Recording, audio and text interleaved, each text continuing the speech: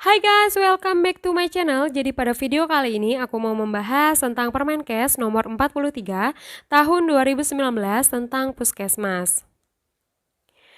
Pusat Kesehatan Masyarakat yang selanjutnya disebut Puskesmas adalah fasilitas pelayanan kesehatan yang menyelenggarakan upaya kesehatan masyarakat dan upaya kesehatan perseorangan tingkat pertama dengan lebih mengutamakan upaya promotif dan preventif di wilayah kerjanya. Prinsip penyelenggaraan puskesmas meliputi A. Paradigma sehat, B. Pertanggungjawaban wilayah, C. Kemandirian masyarakat, D. Ketersediaan akses pelayanan kesehatan, E. Teknologi tepat guna, dan F. Keterpaduan dan kesinambungan. Puskesmas harus didirikan pada setiap kecamatan. Dalam kondisi tertentu, pada satu kecamatan dapat didirikan lebih dari satu puskesmas berdasarkan pertimbangan kebutuhan pelayanan, jumlah penduduk, dan aksesibilitas.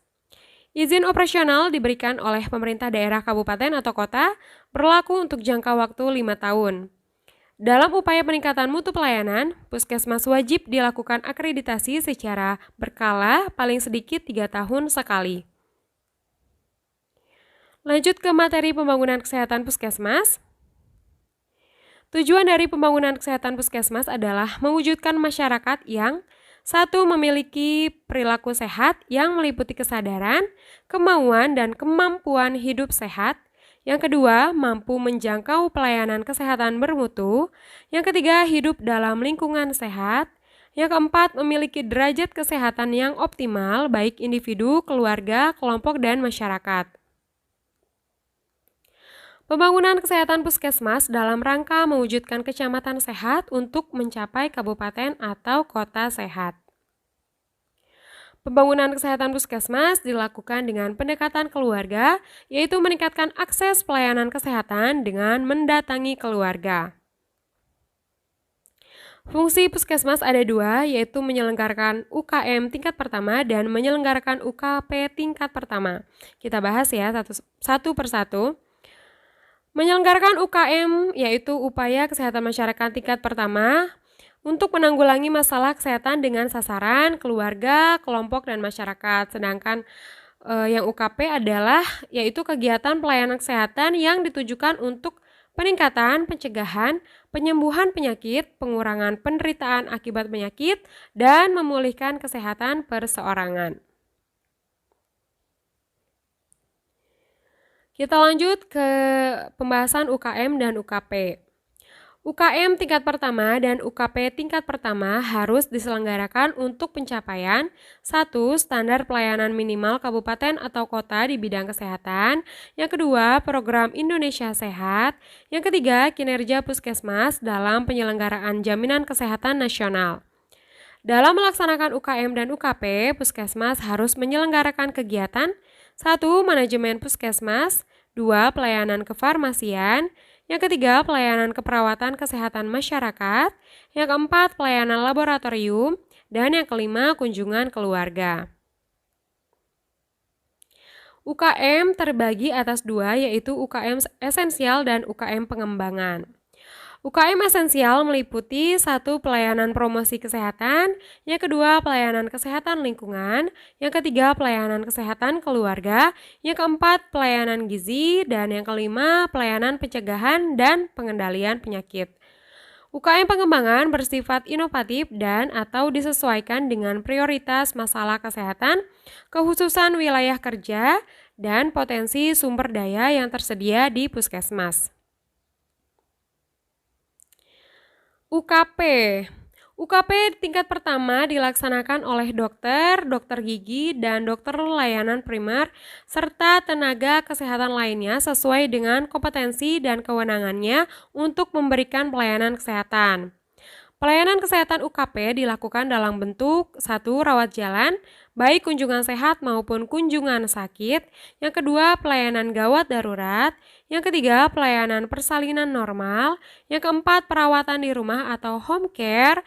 Yang kelima, rawat inap berdasarkan pertimbangan kebutuhan pelayanan kesehatan. Kemudian lanjut ke persyaratan ketenagaan. Puskesmas harus minimal memiliki ketenagaan sebagai berikut. Nah, ada tenaga medis, kemudian ada tenaga kesehatan, dan tenaga non-kesehatan. Tenaga medis ini ada dua ya teman-teman, yaitu ada dokter dan dokter gigi. Kemudian tenaga kesehatan ini minimal ada perawat, kemudian ada bidan. Yang ketiga ada tenaga promosi kesehatan dan ilmu perilaku. Yang keempat, tenaga sanitasi lingkungan. Yang kelima, nutrisionis. Yang keenam, tenaga apoteker dan atau tenaga teknis kefarmasian. Yang ketujuh, ahli teknologi laboratorium medik. Kemudian tenaga non-kesehatan ini adalah yang mendukung kegiatan ketatausahaan, administrasi keuangan, sistem informasi, dan kegiatan operasional lain di puskesmas. Kategori puskesmas berdasarkan karakteristik wilayah kerja. Ada 4 ya teman-teman, yaitu puskesmas kawasan perkotaan, puskesmas kawasan perdesaan, puskesmas kawasan terpencil, dan puskesmas kawasan sangat terpencil. Puskesmas kawasan perkotaan kriterianya ada 4, yaitu aktivitas lebih dari 50% penduduknya pada sektor non-agraris, terutama industri, perdagangan, dan jasa. Yang kedua, memiliki fasilitas perkotaan antara lain sekolah radius 2,5 km, pasar radius 2 km, memiliki rumah sakit radius kurang dari 5 km atau hotel. Yang ketiga, lebih dari 90% rumah tangga memiliki listrik dan terdapat akses jalan raya dan transportasi menuju fasilitas perkotaan. Selanjutnya, puskesmas kawasan pedesaan kriterianya yaitu yang pertama, aktivitas lebih dari 50% penduduk pada sektor agraris atau maritim. Yang kedua, memiliki fasilitas antara lain sekolah radius lebih dari 2,5 km, pasar dan perkotaan radius lebih dari 2 km, rumah sakit radius lebih dari 5 km, tidak memiliki fasilitas berupa hotel. Yang ketiga, rumah tangga dengan listrik kurang dari 90%. Yang keempat, terdapat akses jalan dan transportasi menuju fasilitas yang nomor 2 ya. Kemudian ada puskesmas kawasan terpencil dan puskesmas kawasan sangat terpencil ini kriterianya ditentukan oleh undang-undang. Kategori puskesmas berdasarkan kemampuan pelayanan ada terbagi 2 ya teman-teman, puskesmas rawat inap dan puskesmas non-rawat inap. Puskesmas rawat inap merupakan puskesmas di kawasan perdesaan, kawasan terpencil, dan kawasan sangat terpencil yang jauh dari fasilitas pelayanan kesehatan rujukan tingkat lanjut. Kemudian puskesmas non-rawat inap yaitu menyelenggarakan pelayanan rawat jalan, perawatan di rumah atau home care, dan pelayanan gawat darurat. Jaringan pelayanan puskesmas ini ada 3 ya teman-teman, ada puskesmas pembantu, puskesmas keliling, dan praktik bidan desa.